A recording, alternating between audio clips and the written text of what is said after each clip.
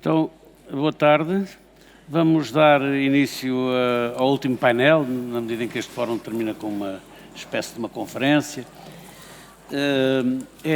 Vai ser o painel mais curto, porque também é dedicado ao futuro e, portanto, como diz o outro, prognósticos só no fim do jogo e, portanto, o futuro fica com bastante menos tempo, mas eu sei que vamos ter a compreensão dos convidados para tentarem ser o mais económicos possível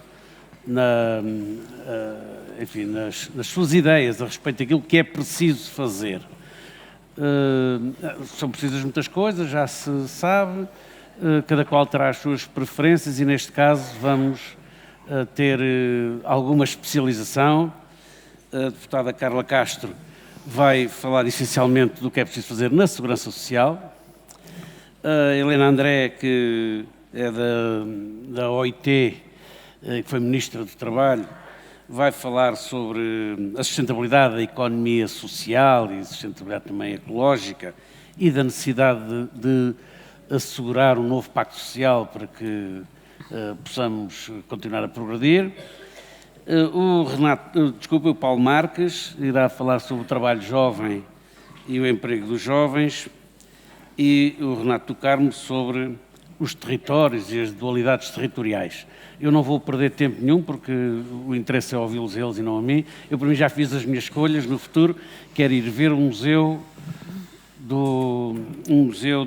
da social-democracia e da democracia cristã, que vai ser transformada numa peça muito interessante para visitar, ou pelo menos esse perigo existe no futuro.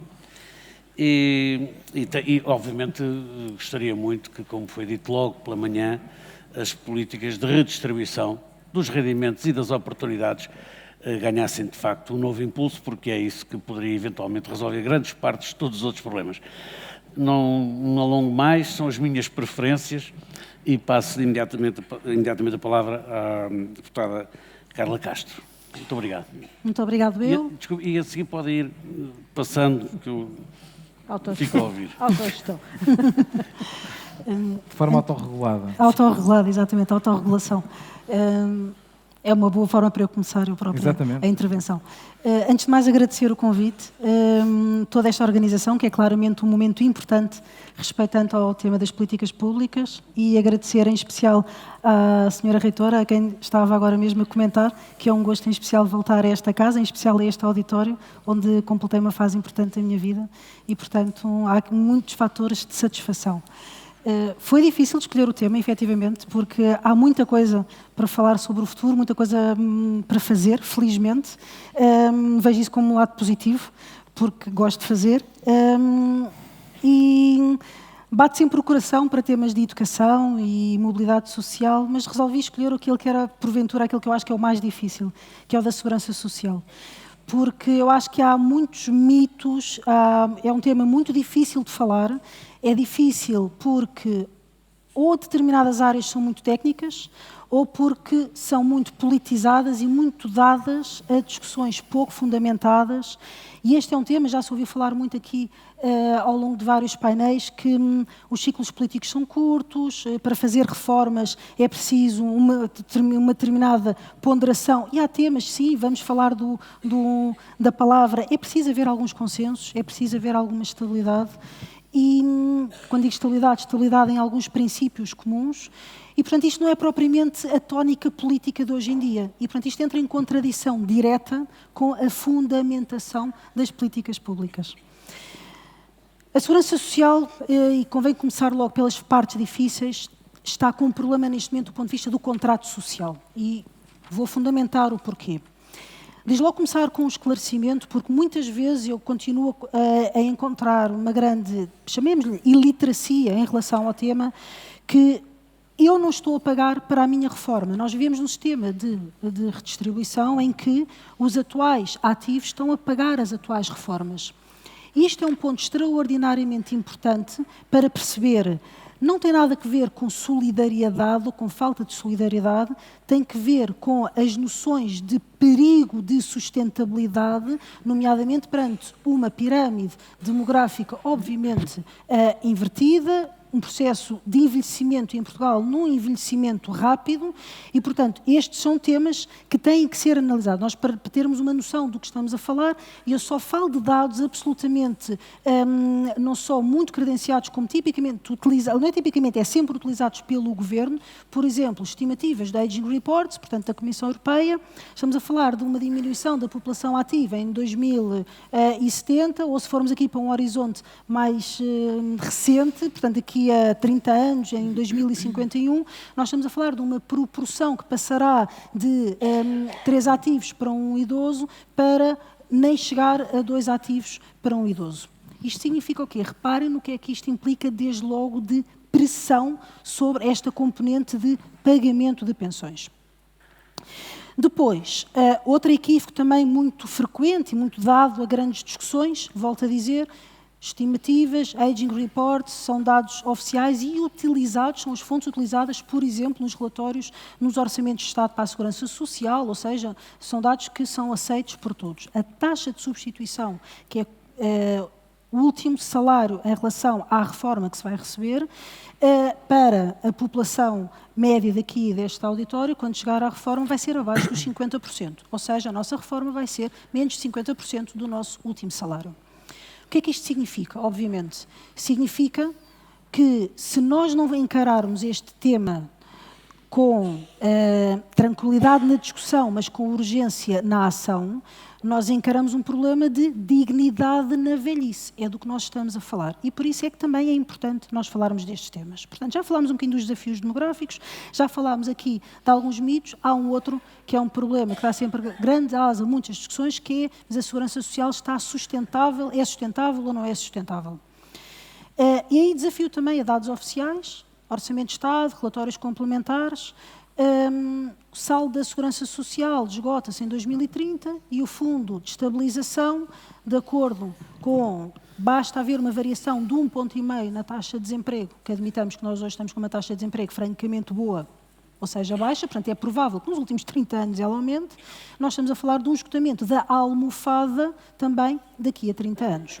Ou seja, já sabemos que depois de todos os anos haverá de arranjar uma solução para empurrar a barriga, com a barriga para a frente não é o problema. Agora aqui a questão é se temos ou não um problema. E temos. A isto agrava-se o esforço fiscal, que independentemente de dizermos se é muito exagerado, pouco exagerado, é elevado. Nós, quando falamos nos famosos relatórios de sustentabilidade e nas fontes de financiamento da segurança social, pensar no financiamento da segurança social é somente fazer mais cargas sobre os impostos, não é uma solução viável para as gerações mais novas, e é isso que leva a que haja todos estes desequilíbrios entre ativos e reformados e a sobrecarga e todo o sistema como está a funcionar, a que haja o tal problema no contrato social. Então temos que fazer uma pergunta que é, mas o que é que nós queremos da segurança social como um todo? Portanto, para já, de um ponto de vista genérico, obviamente todos os princípios que eu acho que devem ser bastante comuns, dignidade, liberdade, proteção no futuro, equilíbrio no contrato social. Depois questões mais específicas, não é? A proteção para a pobreza e para a exclusão social, que já aqui foi abordada no painel anterior, a proteção face ao desemprego, portanto, que perante momentos de necessidade que haja uma argamassa em que haja aqui realmente uma rede de segurança. Portanto, se temos estes problemas, nós temos agora também que perceber como é que é o sistema da segurança social. Porque a segurança social, nós, basicamente, do ponto de vista da organização, consideramos grandes 3 partes. O chamado Sistema de Proteção Social de Cidadania, que é o quê? Portanto, os objetivos é justamente a componente da exclusão, da pobreza, é quando nós estamos à ação social, as prestações sociais, a parte do RSI e dos complementos sociais de idosos que aqui falámos há pouco. Há a parte do sistema previdencial, há tipicamente, de uma forma simples, as pensões, há mais, nomeadamente de políticas ativas de emprego, e depois o sistema complementar, vamos lá falar dos regimes de capitalização, nomeadamente do regime de capitalização público, etc. Todas estas 3 componentes faz parte tudo da segurança social. E a pergunta, no que é que falta fazer, em cada um destes pilares falta fazer várias coisas. No primeiro, há claramente uma falta, e isto, atenção, não é já estar a colocar em causa qualquer uma dessas medidas, não. Qualquer política pública deve ter objetivos, quantificação, aferição de resultados, ver se foram eficientes e eficazes face àquilo que se promoveram. Eu tenho bastantes dúvidas em relação a alguns dados do painel anterior, nomeadamente ao problema da pobreza nas crianças e nos idosos, e não somente nos desempregados. Certo é que é importante nós termos claramente uma aferição da eficácia das políticas públicas, e isso há muito por fazer. É importante, do ponto de vista das pensões, abordarmos temas, por exemplo, como os mínimos e os máximos. Tem que se abordar claramente, fazer estes tipos de discussões. Tal como no regime individual, nos regimes complementares, eu vou-vos colocar aqui uma questão, que é, nós podemos e devíamos ter tempo aqui de discutir um bocadinho o sistema de capitalização, pilares voluntários de capitalização. Vamos fazer uma pergunta, que é se é correto nós simplesmente nem sequer falarmos que, ok, vamos admitir que vamos deixar tudo como está, vamos receber 50%. Não devemos ter a literacia, pelo menos para discutir e pensar como é que nós nos vamos proteger e preparar para os outros 50%. Acho que devemos ser muito mais evoluídos do que quando pomos isto em cima da mesa, vir com frases feitas do tipo querem privatizar a segurança social e coisas do género. Por fim, terminar apenas do ponto de vista da segurança social. Portanto, temos aqui a argamassa do ponto de vista de proteção e assegurar todo este componente de pensões. Dizer que 4 pontos que eu acho que é essencial assegurar. Assegurar o futuro. Nós temos de ter segurança e liberdade para olharmos o futuro, para nos permitirmos realizarmos enquanto indivíduo. Ter pilares de capitalização pode permitir contribuir para uma situação na economia portuguesa, que é a falta de capitalização. É importante um sistema de segurança social que esteja lá para quanto mais se precise. Estarmos lá uns para os outros é importante e, sobretudo, uma perspectiva que é preciso ter uma velhice digna, que é algo que em Portugal é um problema que está escondido. Há um grave problema ao nível da terceira idade e, muitas vezes, infelizmente, a velhice não é digna. E enquanto nós não enfrentarmos tudo isto, além de nos modernizarmos, pensem nos mais jovens, que quiserem dar a trabalhar de um país para o outro, ir e voltar, como é que nós compatibilizamos isto com os sistemas de segurança social, como é que nós compatibilizamos isto com a reforma? Portanto, nós temos de encarar isto, feliz ou infelizmente, com uma serenidade e consensos, que às vezes os tempos políticos não são amigos, mas também por isso estes fóruns de políticas públicas e esta instituição em concreto é tão importante. Obrigada.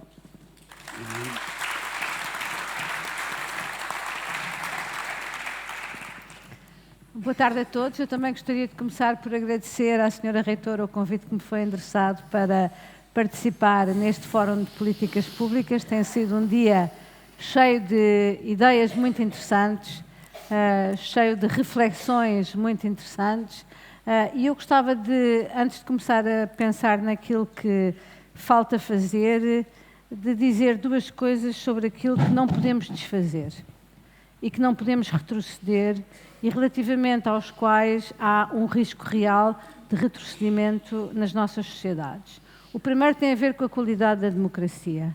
Todos os dias temos que construir a democracia, repensar a democracia, mas ter a certeza de que ela não está garantida e aquilo que observamos em muitas partes do mundo é que a democracia está em declínio e que é sujeita a ataques diários. Muitos dos jovens que estão sentados nesta sala não viveram sem serem democracia. Não é um dado adquirido. Não é um dado adquirido. É preciso regá-la todos os dias, é preciso tratá-la com muito carinho e com muito cuidado e perceber que não é no individualismo ou no populismo ou nas soluções fáceis que nós vamos conseguir encontrar um futuro coletivo, ao mesmo tempo onde temos a capacidade de exercer as nossas liberdades individuais. E por isso, a democracia, para mim, é um ponto fundamental e não é um dado adquirido. O segundo tem a ver com a necessidade de preservarmos os direitos. E quando falo de preservar os direitos, situo-me na linha daquilo que já foi dito nos painéis anteriores, tudo o que tem a ver com os direitos humanos, tudo o que tem a ver com a necessidade de continuarmos a manter a igualdade de direitos e de deveres, como é óbvio, não há só direitos, há sempre deveres ligados a todos os direitos, mas sobretudo em relação às questões relacionadas com a igualdade de oportunidades, a igualdade de acesso, por exemplo, a políticas públicas que são fundamentais e que garantem a coesão social das nossas sociedades, mas também as questões relacionadas com a igualdade de género.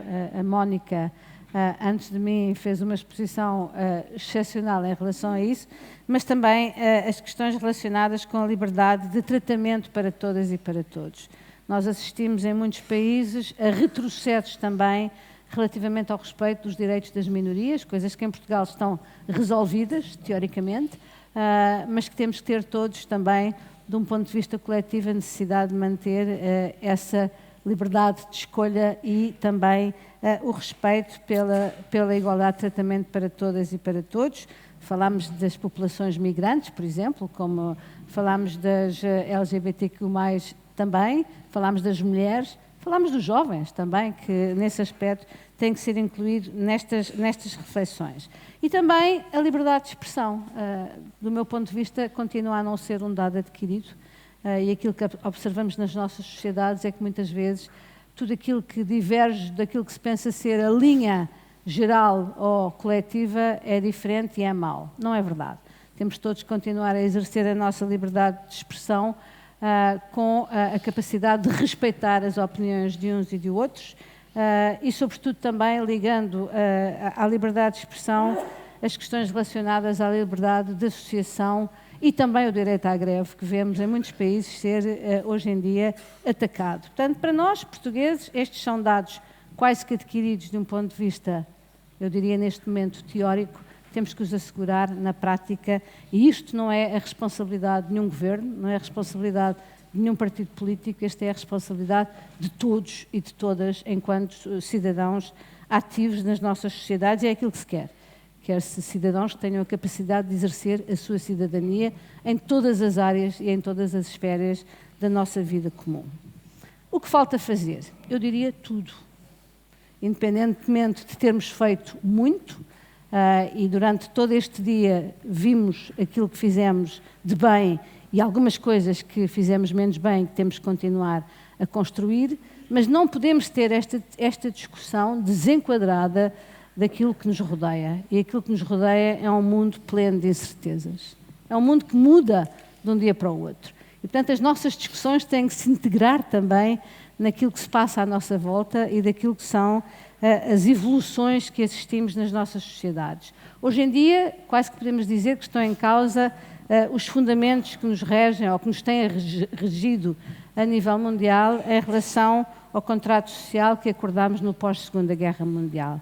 Tudo isso hoje está em questão. Nós vemos conflitos crescentes, vemos crises múltiplas, não vou dizer nem dar a minha opinião sobre uns e outros, mas temos que terem atenção quais são as consequências desses conflitos, dessas crises. E, por exemplo, achei imensamente interessante que ninguém tenha falado, ou pelo menos nos momentos em que eu estive presente, sobre aquilo que ainda estamos a pagar, que são as consequências económicas e sociais da pandemia. Parece que foi uma coisa que todos queremos esquecer. Sim, queremos esquecer.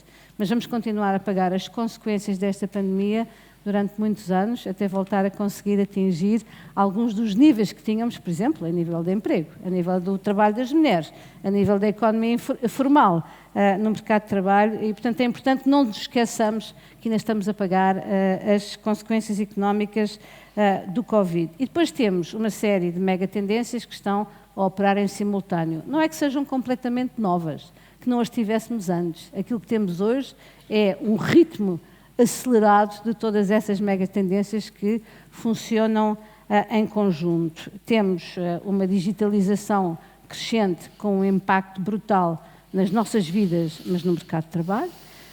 Temos uma economia globalizada que é muito mais complexa daquilo que era antes, mas também muito mais frágil. Temos as alterações demográficas de que aflorámos ao longo do dia já, e a necessidade das populações migrantes, mas também as questões relacionadas com o equilíbrio geracional ou a solidariedade geracional que a deputada Carla Castro acabou de abordar. Temos aquilo que para alguns ainda continua a não ser uma realidade, mas que é de facto uma ameaça real e eminente das alterações climáticas. Temos uma precarização do mercado de trabalho, e pegando um pouco naquilo que o Paulo Pedroso falava há pouco, nós só temos 45% da população mundial que é coberta por algum tipo de proteção social. portanto, muito longe de pensarmos que há subsídio de desemprego, que há salário mínimo, que há pensões de velhice, etc., etc., em todo o mundo. Não há, estamos muito longe disso e, portanto, a precarização do mundo do trabalho também tem a ver com isso e temos um aumento das desigualdades gritante em todas as sociedades. A sociedade portuguesa não é, de facto, incólume a isso, antes pelo contrário, e porque talvez os nossos sistemas de governação estejam desadequados àquilo que são estas evoluções que nós vivemos no mundo e em cada um dos nossos países hoje em dia. E, portanto, as consequências de tudo isso estão à vista. É uma redução da confiança nas instituições tradicionais, tanto a nível nacional como a nível internacional, e também uma insuficiência nas respostas. Uma insuficiência nas respostas que eu diria tanto a nível nacional como a nível internacional. Vemos o sistema multilateral com imensas dificuldades em conseguir responder a todas estas crises e, por isso, independentemente de estarmos integrados na União Europeia, como a Mónica nos relembrou, somos também modelo para aquilo que se passa no mundo em relação a muitas das nossas áreas de vida social. E por isso eu digo que aquelas que são os nossos desafios têm a ver com a necessidade de estabelecermos um novo contrato social. Um novo contrato social que nos ajude a regular de uma forma efetiva aqueles que são os direitos e os deveres entre o Estado e os cidadãos, que não são exatamente os mesmos que eram no pós-guerra. São completamente diferentes e os jovens que estão nesta sala devem sentir isso de uma forma muito clara. Precisamos de um novo contrato social que integre o emprego, o desenvolvimento sustentável, a proteção social, a igualdade de direitos e a igualdade de oportunidades para todos. E que seja, ao mesmo tempo, inclusivo e flexível. Inclusivo porque não podemos deixar ninguém para trás. Isto não é um chavão. Esta tem que ser a realidade das nossas sociedades. Não podemos deixar ninguém para trás e não podemos continuar a ter uma série de trabalhadores invisíveis no mercado de trabalho que não têm qualquer tipo de proteção, não têm qualquer tipo de direitos e que não têm voz. E, portanto, é fundamental que possamos ter um contrato inclusivo e um contrato flexível. Flexível porquê? Porque nós demoramos demasiado tempo a responder àquilo que são as transições que temos nas nossas sociedades. Somos demasiado lentos enquanto poder político, enquanto instituições sociais. Falámos esta manhã de uma forma muito rápida sobre as organizações sindicais e o papel dos sindicatos nas nossas sociedades. Nós temos que rever tudo isso e temos que ter a capacidade de regular e de regulamentar de uma forma muito mais célere aquilo que são as consequências, por exemplo, das novas tecnologias. A inteligência artificial. A inteligência artificial não se preocupa com os direitos dos trabalhadores. E, portanto, se tivermos esta capacidade de reformar as nossas instituições, de responder de uma forma mais célere às mutações e de o fazer de um ponto de vista coletivo, tenho a certeza que muitas das questões que temos em termos económicos, sociais e ambientais poderão ser resolvidas de uma forma muito mais dignificante e com base na dignidade e no valor humano. Muito obrigada. Obrigado.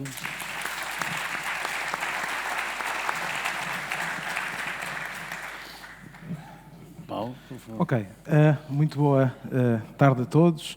Agradeço muito o convite e, de certa forma, esta liberdade que nos deram de podermos definir aquilo que nós achamos que, de certa forma, é necessário lidar no futuro. Não é? E foi mesmo assim, não foi encomendado.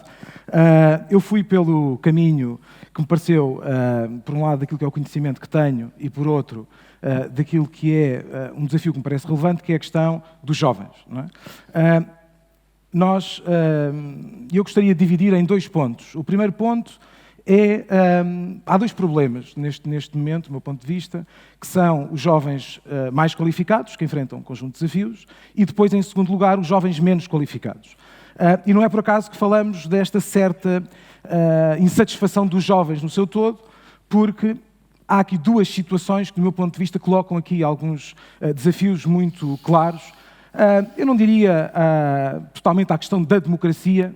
Aliás, referia, por exemplo, um relatório recente sobre o inquérito aos jovens, por exemplo, qualificados, mais de 90% revêem-se nas questões da democracia, o Eurograduate, por exemplo, e por acaso os que tinham mais alto era das ciências sociais, em primeiro lugar, e do jornalismo, e isso não deixa de ser também interessante. Agora, o que é que eu acho que se passa relativamente à questão dos jovens? Primeiro, relativamente aos jovens mais qualificados. Eu acho que é necessário nós percebermos qual é que é o problema. E se conseguirmos identificar o problema, mais facilmente, do meu ponto de vista, conseguimos identificar aquilo que são as soluções. Do ponto de vista dos problemas relativamente aos jovens qualificados, nós temos uma questão que é um enfraquecimento do poder negocial desses jovens no mercado de trabalho. Há um enfraquecimento do seu poder negocial. Claro que a existência de enfraquecimento do poder negocial parte do pressuposto que existe desigualdade do poder negocial no mercado de trabalho. Nós aqui no ISCTE ensinamos isso aos nossos alunos de Economia do Trabalho, em que, efetivamente, no mercado de trabalho existe desigualdade de poder. O que é que, historicamente, aumenta o poder negocial dos trabalhadores? Ponto 1, a raridade das suas qualificações. Historicamente, isso é fundamental.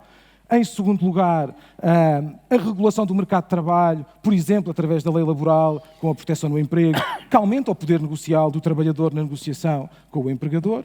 A negociação coletiva, que historicamente permitia ter uma dimensão coletiva na negociação e isso reduzia a desigualdade do poder negocial. As dinâmicas do desemprego são fundamentais também. Aquilo que é a dimensão do desemprego aumenta ou diminui o poder negocial do trabalhador de uma forma muito clara. Aquilo que são as áreas de formação que as pessoas possuem e a sua raridade no mercado de trabalho. O salário mínimo também é uma dimensão importante também de aumento do poder negocial.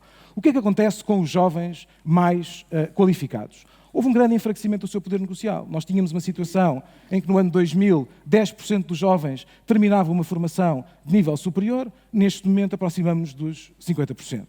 Há uma mudança absolutamente brutal.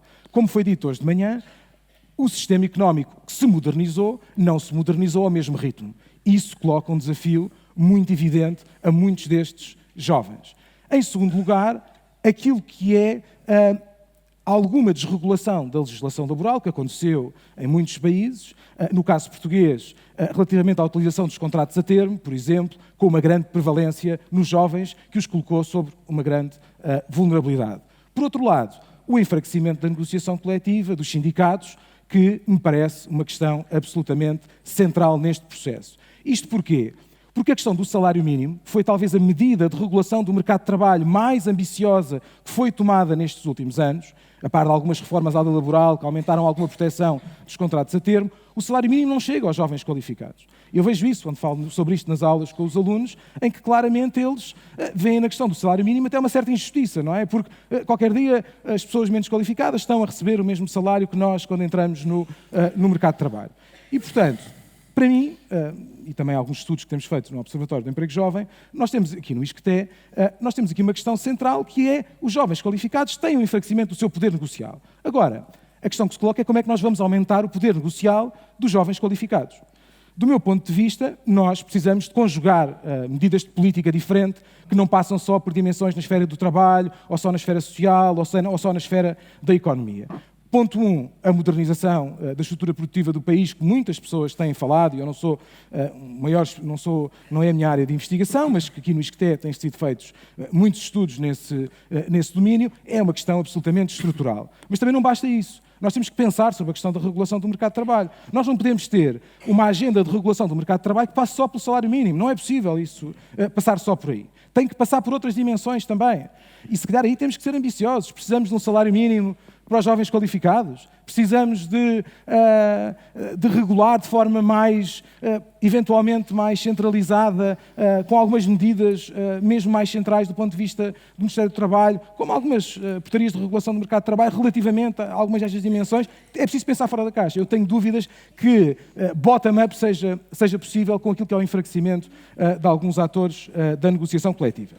E, portanto, eu diria que se nós pensarmos e se criarmos a expectativa aos jovens de que o problema da sua situação no mercado de trabalho se vai resolver num passe de magia, por exemplo, baixando impostos, nós podemos estar a alimentar que desta vez, em vez da resposta ser essa, poderá haver respostas ainda mais radicais relativamente a este problema. E temos que ser claros, se nós não aumentamos o poder negocial dos jovens, neste caso qualificados, no mercado de trabalho, nas suas várias dimensões, o problema não se vai resolver, porque o problema é demasiado estrutural. Segundo lugar, relativamente aos jovens menos qualificados. De certa forma, o debate público está centrado nos qualificados.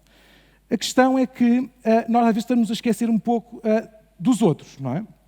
E o que é que eu quero dizer com isto? Nós não podemos dar sinais aos jovens de que não vale a pena qualificarem-se. Isso é um risco muito grande. E, de certa forma, relativamente a isso, eu acho que, em relação ao problema dos qualificados, talvez nos tínhamos atrasado um pouco a tentar perceber o problema, porque confiávamos que os jovens mais qualificados, como que iam modernizar as empresas por serem qualificados e eram mais produtivos, iam ter salários maiores, porque tinham maior produtividade. Isso não aconteceu. Aconteceu naquelas áreas em que há menos jovens nessas áreas e, portanto, aí eles conseguem ter esses salários melhores. Relativamente aos menos qualificados, acho que é uma questão que nós temos que colocar hoje em cima da mesa, porque nós, quando olhamos, fizemos um estudo recente no âmbito de um protocolo que o Observatório do Emprego Jovem tem com o IFP, e nós até ficámos um pouco surpreendidos com o facto de há um peso muito grande de jovens pouco qualificados nos jovens desempregados, numa dimensão muito grande. Cerca de 30% dos jovens desempregados são jovens que têm no máximo o 9º ano. Isto é o grupo dos excluídos, não é? E tem um peso crescente. Nós olhamos para isso e estamos agora a usar também os dados do desemprego registado no IFP e percebemos que está lá também.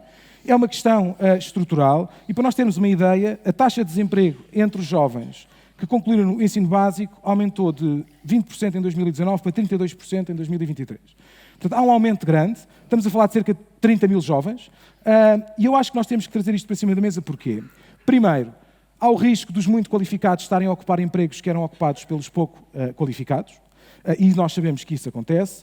Em segundo lugar, os empregos requerem cada vez mais competências. Este processo foi acelerado com a pandemia. Vai ser cada vez mais difícil, tendo poucas qualificações, conseguir sequer entrar no mercado de trabalho. E, em terceiro lugar, a dinâmica, a trajetória de aumento do salário mínimo vai colocar pressões de aumento da produtividade nas empresas, que vai tornar cada vez mais difícil pessoas com muito poucas qualificações conseguirem entrar no mercado de trabalho. E, neste sentido, eu acho que há uma questão que nós temos que pensar para o futuro, que é como é que nós conseguimos dar um salto qualitativo em relação ao ensino profissional em Portugal. Se nós, em relação ao ensino superior, já fizemos um aumento muito grande, vamos continuar a fazer esse aumento. Nós temos que pensar como é que no ensino profissional nós conseguimos, de certa forma, articular melhor as várias coisas que existem no Ministério da Educação, no Ministério do Trabalho, em várias dimensões. É um sistema que está muito fragmentado e é uma resposta fundamental para estes jovens com menos qualificações. Eu acho que nós temos mesmo que pensar sobre isso, porque aquilo que é o ensino profissional, com maior envolvimento dos empregadores e com maior potencial de empregabilidade e de atratividade para muitos destes jovens, tem um peso reduzido naquilo que é a formação profissional. Tentei calcular isto, estamos a falar de 5, 10% do ensino profissional tem essas características, que acaba por ser aquele que tem mais sucesso e que potencialmente é mais atrativo para esses jovens. Precisamos de valorizar mais socialmente esse ensino profissional. E, portanto, eu diria que, relativamente ao primeiro problema, precisamos claramente de perceber que o problema é o enfraquecimento do poder negocial destes jovens. Relativamente ao segundo problema, temos que encontrar respostas formativas que vão ao encontro deste desafio, que eu acho que se vai tornar cada vez mais evidente nos próximos anos. Obrigado.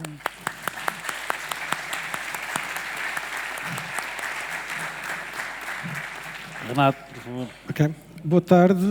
Antes de mais, agradeço o convite, que aqui estou, é com muito gosto. Bom, eu tinha várias opções relativamente ao tema e acabei também numa lógica aqui de pensar no conjunto deste painel, de focar na questão dos territórios.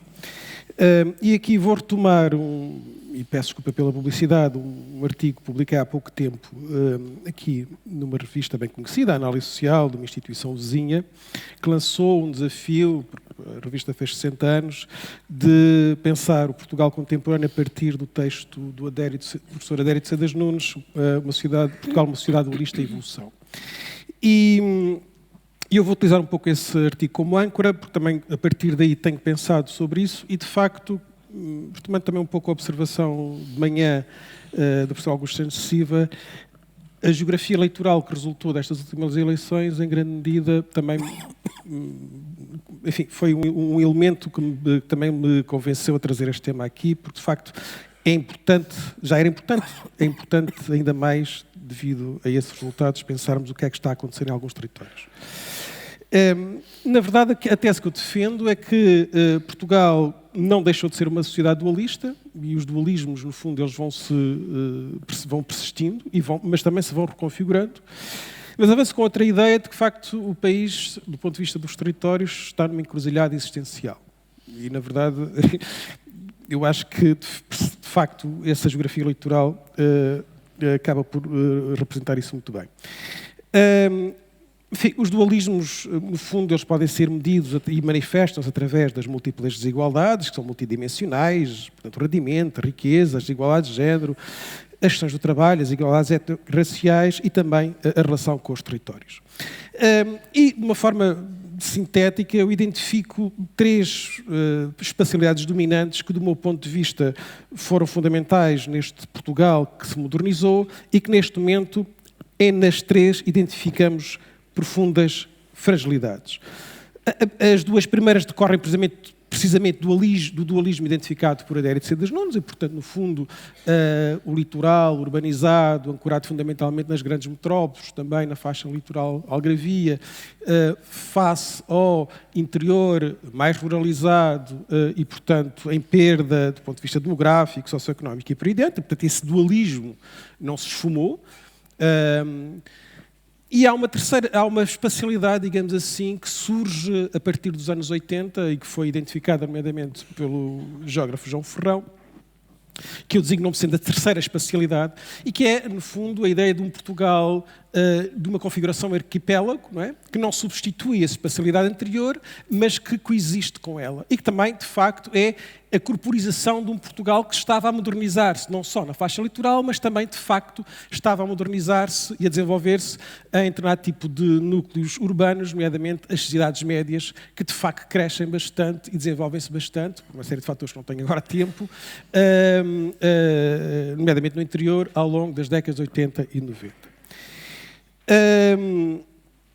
Na verdade, o diagnóstico que eu faço, recorrendo a estudos recentes, é que, e tendo em conta as consecutivas crises que o país foi vivendo, fundamentalmente desde a crise financeira, estas 3 espacialidades conhecem diversas e profundas fragilidades. Desde logo, os territórios de baixa densidade, e aqui estou a simplificar no máximo, que, no fundo, estão, para além da questão do envelhecimento demográfico, a questão da desflorestação, da questão florestal e a questão relativamente à desertificação, digamos assim, dos territórios, o abandono das terras, os riscos acrescidos face às alterações climáticas. Portanto, há aqui uma série, digamos assim, de problemas que se intensificaram nestes territórios e que, de facto, merecem uma atenção.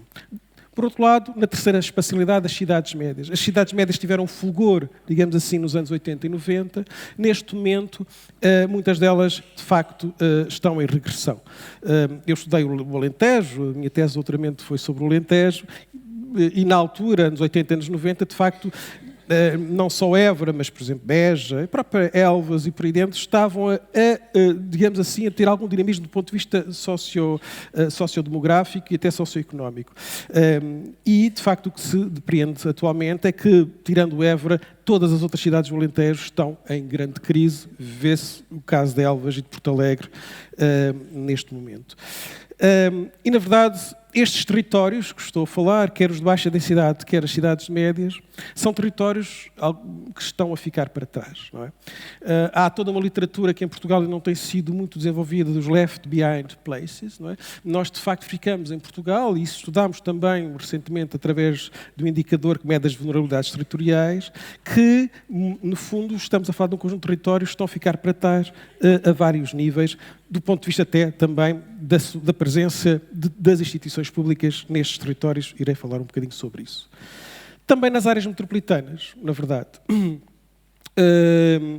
Na verdade, o que nós verificamos nas áreas metropolitanas, isso foi muito claro nesta segunda crise pandémica, portanto, a seguir à crise financeira, nomeadamente na área metropolitana de Lisboa, os últimos dados do ICOR, não é, do Inquérito às Condições de Vida e Rendimento, identificam precisamente que de um ano para o outro, ou seja, de 21 para 22, por exemplo, na área metropolitana de Lisboa, o Gini sobe mais de 3 pontos percentuais no ano, 3,5, que é bastante no ano.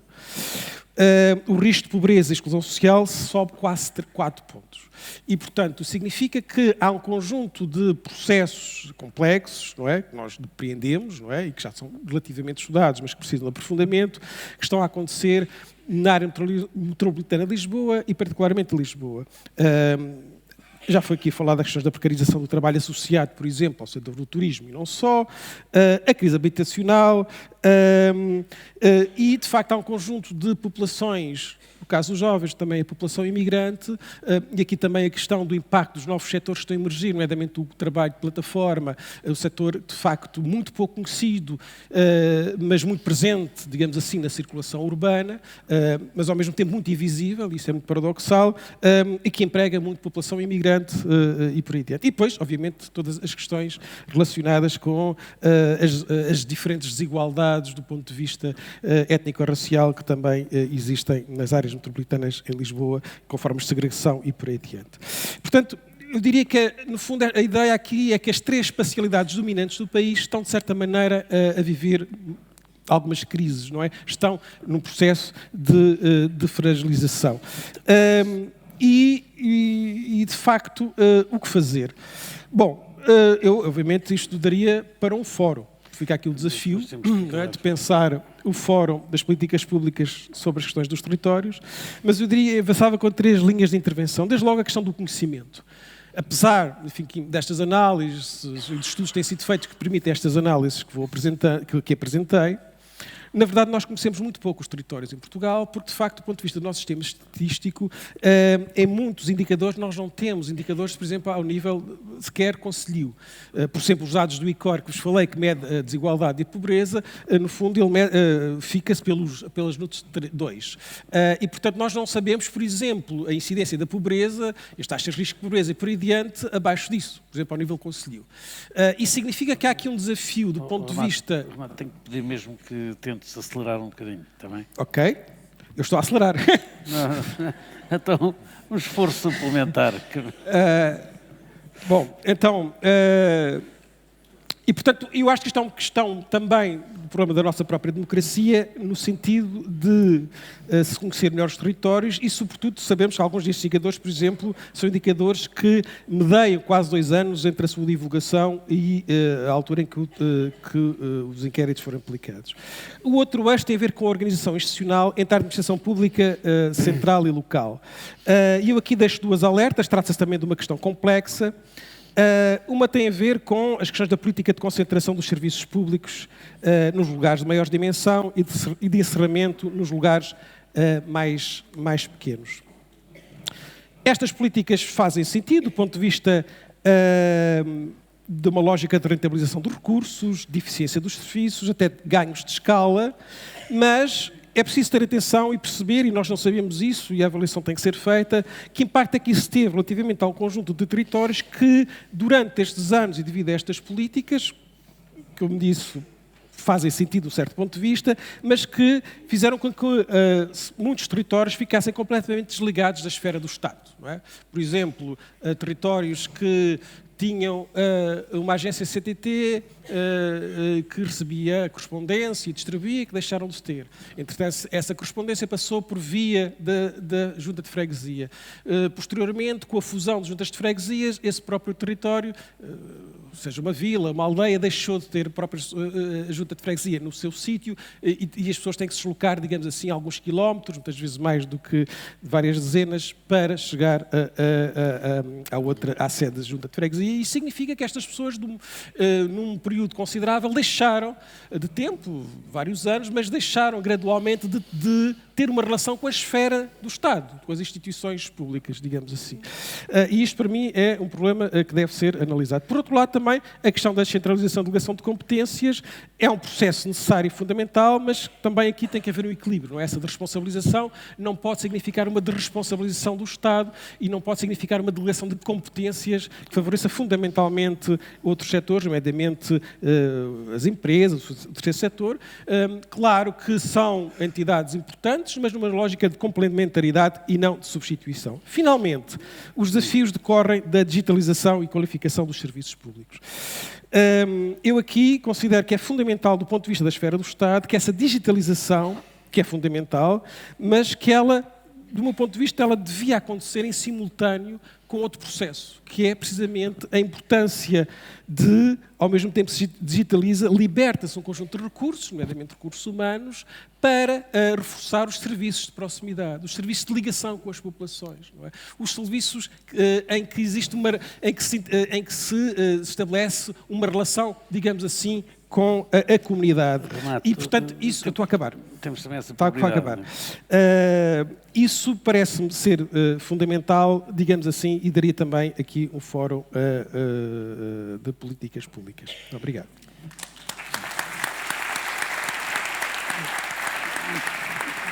Muito obrigado. Eu peço desculpa por ter que fazer este papel que não é simpático.